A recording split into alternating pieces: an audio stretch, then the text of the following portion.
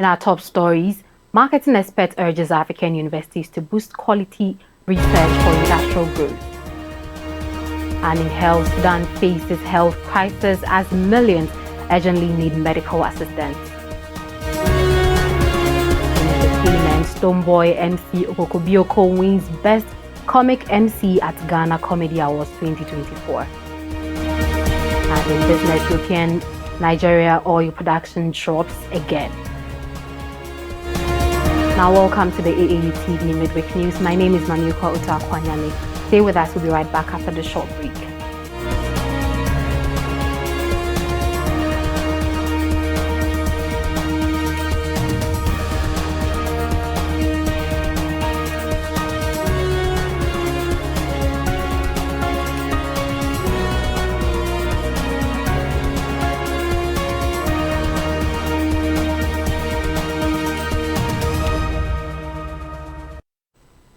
Renowned international marketing expert Professor Nathaniel Bosu emphasizes the critical role of research and innovation in driving sustainable development and industrial growth in Africa. Speaking at his professorial inaugural lecture at the Kwame Nkrumah University of Science and Technology, Professor Bosu urged higher education institutions across the continent to prioritize groundbreaking research, innovation, and entrepreneurship to maintain relevance and spur economic advancement. During a speech delivered at the professorial inaugural lecture at the Kwame Nkrumah University of Science and Technology, Professor Nathaniel Bosu highlighted the importance of aligning research output with international standards, asserting that Africa's emergence as a global business hub hinges on the quality of research informing decision-making. He called for a continental policy shift towards prioritizing, funding, and incentivizing higher quality research and evidence-based decision-making in both private enterprises and public institutions. He also advocated for the transformation of established public universities into research-intensive institutions dedicated to producing top-tier researchers and innovators. His lecture titled International Business: Why Care About Africa explored the necessity of advancing Africa-centric research efforts within higher education institutions. He emphasized that efforts have to be made to bolster research capacity in African business and management fields, including the establishment of centers for excellence and research chairs. The lecture concluded with policy recommendations which aimed at elevating the quality of African context research, emphasizing the need to prioritize research quality and establish truly autonomous research-intensive universities.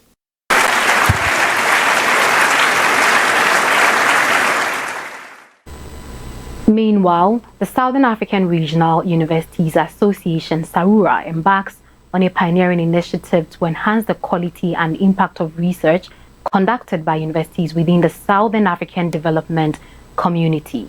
Supported by funding from the Canadian International Development Research Centre, SARURA is spearheading a comprehensive project aimed at identifying incentives and barriers to conducting meaningful, solution-driven research across the region. Under the project titled Exploring the Incentives for and Barriers to Conducting Societally Impactful Research Community of Practice in the Southern African Development Community, ICSIR, the Southern African Regional Universities Association, SARA, seeks to address critical questions regarding the role of current academic practices in enabling or constraining researchers from engaging in society-oriented research endeavors. The initiative, launched via webinar in early April and operational since February 2024, will continue until April 2025, emphasizing collaborative efforts to drive knowledge co-production and address regional development challenges. Martin Oosthuizen, SARA's executive director, underscores the project's alignment with the organization's strategic objectives, emphasizing the importance of collective action and engagement within the higher education landscape to foster sustainable regional development. He added that the project aims to establish a community of practice comprising diverse stakeholders, including researchers, funders, faculty members, and publishers to shape a dynamic research agenda focused on societal impact. This agenda will explore ways to adapt national and institutional reward systems to incentivize researchers with a specific emphasis on gender, equity, and inclusion. Tracy Bailey, Principal Investigator for ICSIR, highlights the project's engagement-based approach and emergent design, which prioritizes active participation from key stakeholders in shaping research activities and outcomes tailored to the needs of African universities. Katie Bryant and Kristen Corbett from IDRC underscore the organization's commitment to supporting research and innovation in the Global South, emphasizing the importance of equitable and inclusive standards in fostering impactful research ecosystems. They highlight the project's broader implications for enhancing research funding, recognition, and collaboration across the region. In health, the ongoing conflict in Sudan has left approximately 15 million people in dire need of urgent health assistance as the country's healthcare system crumbles under the weight of war-induced destruction. Mohammed, a 7-year-old Sudanese boy, epitomizes the plight of many, with his family forced to flee their hometown and seek medical care amidst scarce resources and deteriorating conditions. Despite efforts to access treatment in Port Sudan, Mohammed remains unable to secure a hospital bed due to overwhelming demand and depleted medical supplies. The situation reflects a broader crisis affecting around 80% of Sudan's medical facilities, leaving critical shortages of essential medications such as antibiotics, painkiller, oxygen, and blood. Health Minister Alham Abdul Razul highlights the enormity of the challenge, emphasizing the urgent need for intervention to address the escalating humanitarian crisis. Mohammed's family is among millions of Sudanese displaced by the conflict, seeking refuge in areas with relatively safer conditions like Port Sudan. The destruction of medical infrastructure, including hospitals, has severely limited access to healthcare services for those affected by the conflict. The World Health Organization underscores the severity of the health crisis in Sudan, with millions in urgent need of medical assistance amid dwindling resources. The United Nations Officer for the Coordination of Humanitarian Affairs reports staggering figures of fatalities and displacement, highlighting the devastating toll of the conflict on Sudanese communities.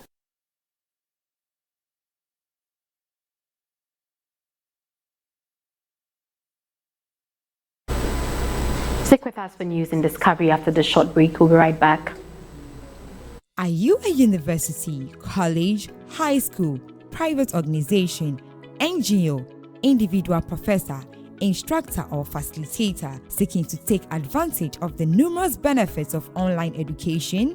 Look no further. The AAU eLearn Africa LMS is a great opportunity to begin your journey to online course development and creation for teaching, learning and training purposes. AAU eLearn Africa LMS, which is a partnership between the Association of African Universities and eLearn Africa, has made available ease to use online learning tools to all stakeholders within the educational ecosystem of the African continent. This is to enhance teaching and learning in the bid to expand online learning opportunities for students in Africa. The online platform is open and available for free to all stakeholders and facilitates virtual access to classes without needing the other tools such as Zoom, Microsoft Teams, among others. For more information, visit www.elearnafricalms.com or contact us via aaulms@aau.org or estherm@elearnafrica.com. Follow us on LinkedIn, Twitter, and Facebook at AAU eLearn Africa LMS.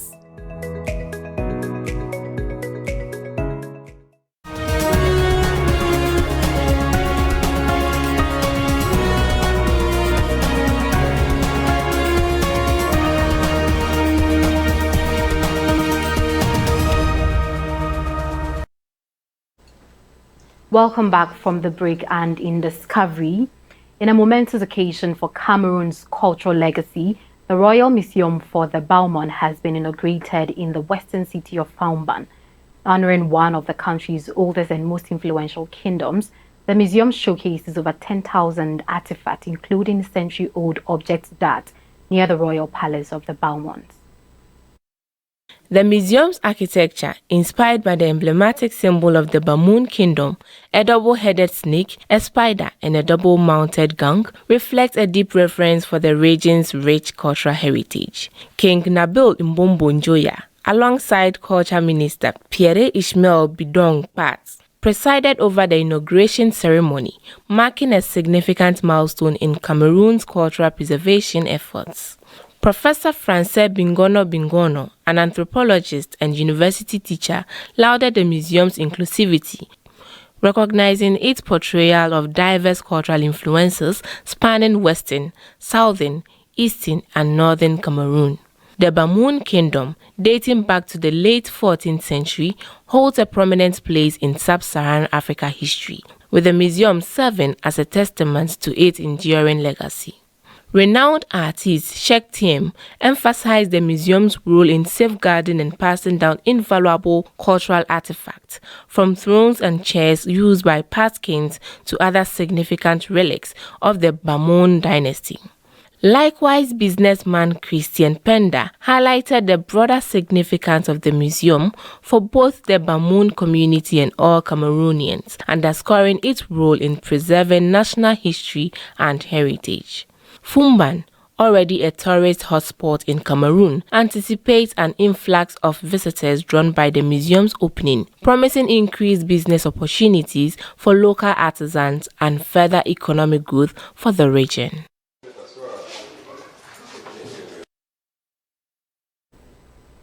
Stick with us for news in entertainment and sport. We'll be right back.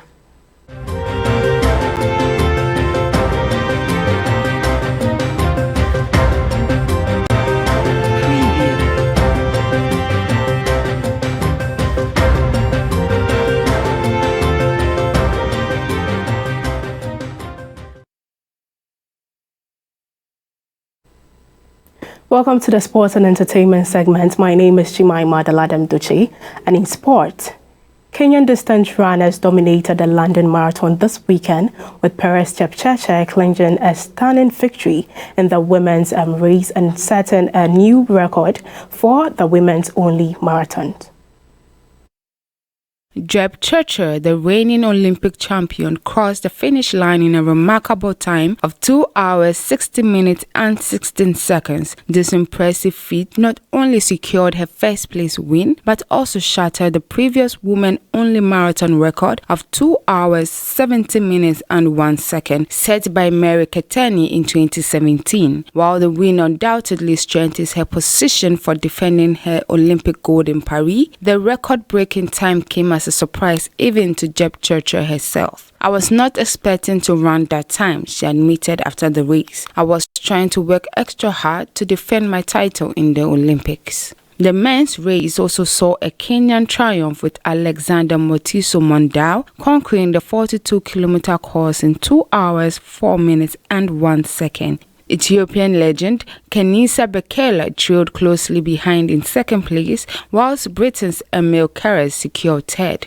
This double Kenyan victory comes amidst a somber note as the London Marathon paid tribute to last year's champion, Kelvin Kipton, who tragically passed away in a car crash earlier this year at a young age of 24. Chepchirchir's powerful finish and Mondao's dominant performance showcased the continuous strength of Kenyan distance running. With the Paris Olympics on the horizon, this victory serves as a powerful statement for both athletes. Performance.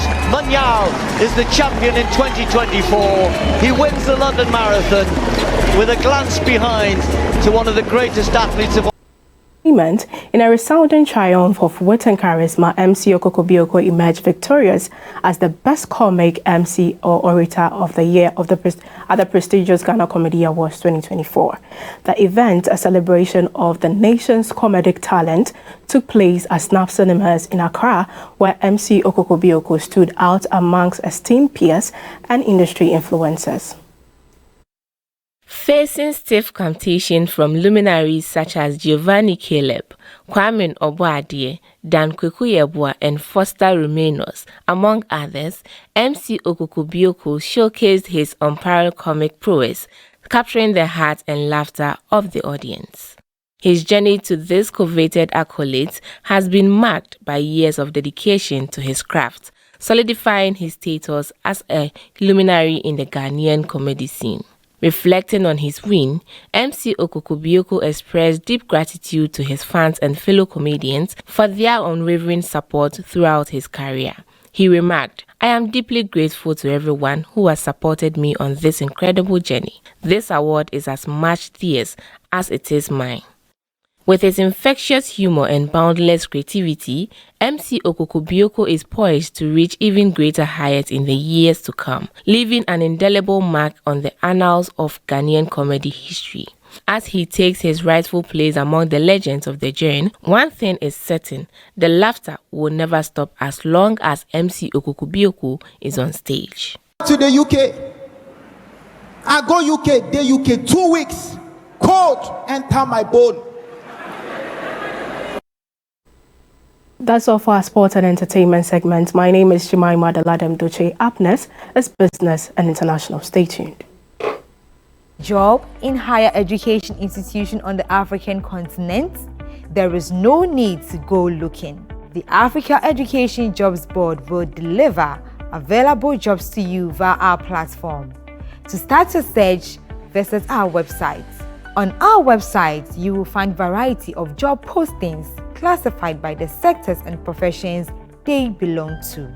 There are sections devoted to variety of career-related materials, as well as information on African countries.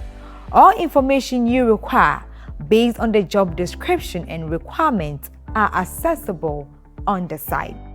If you are looking for a job in higher education on the continent, use our dedicated portal www.africa.edujobs.com. For job market updates, you can follow us on Twitter and Instagram at AF Jobs Board. Explore a whole new world of exciting visuals with AAU TV. Get ready for a mix of interesting talk shows, interviews, discovery documentaries, and news on AAU TV. It's not just about watching TV, it's about experiencing something special.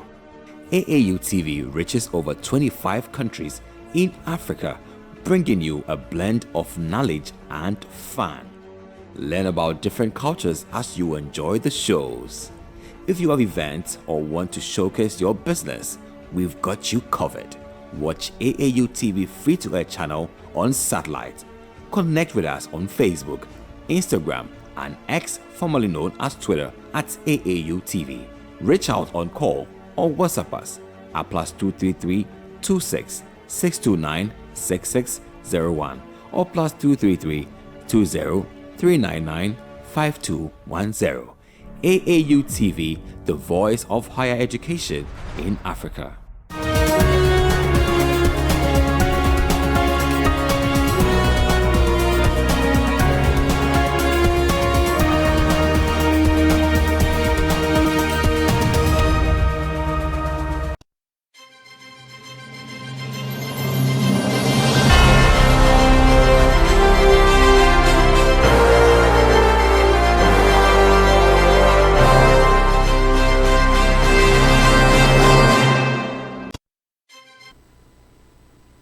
In business, data from the Organization of the Petroleum Exporting Countries, OPEC, shows that Nigeria's daily crude oil output dropped to 1.2 million in March, down from 1.3 million in February.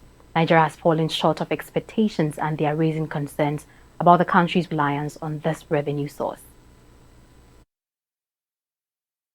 This comes as a major blow to Nigeria's government, which has set a target of 1.7 million barrels per day for 2024, including condensates. Experts are calling for a diversification of the economy in light of the continuous struggles in the oil sector. Economic analyst Isaac Buti expressed his worries about Nigerians' overdependence on oil revenue. He highlighted the need for diversification, questioning the neglect of the manufacturing and agricultural sectors, which were once the pillars of Nigerian economy. The Minister of State for Petroleum Resources, Henikan Lokubiri, attributed the low production to issues with the Trans-Niger pipeline and major oil transport infrastructure and routine maintenance by some oil companies. However, he assured Nigerians of a swift recovery. This decline in oil production is a blow to Nigerians' budgets, which heavily relies on income generated from crude oil sales. Diversifying the economy might be crucial to ensure long-term financial stability.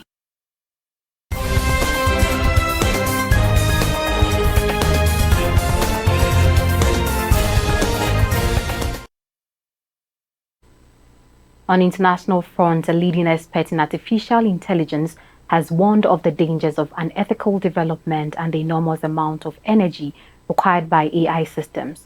Experts are calling for a more democratic approach to the technology. Crane Kaplan, a computer scientist who has studied AI for over 35 years, says that AI systems are increasingly being used in our daily lives, from writing code to powering data centers. However, he expressed concerns about the enormous amounts of energy these systems consume and the potential for bias in their decision-making. Kaplan highlighted a study showing that data centers housing AI systems consume a significant amount of electricity, raising concerns about the environmental impact of this technology.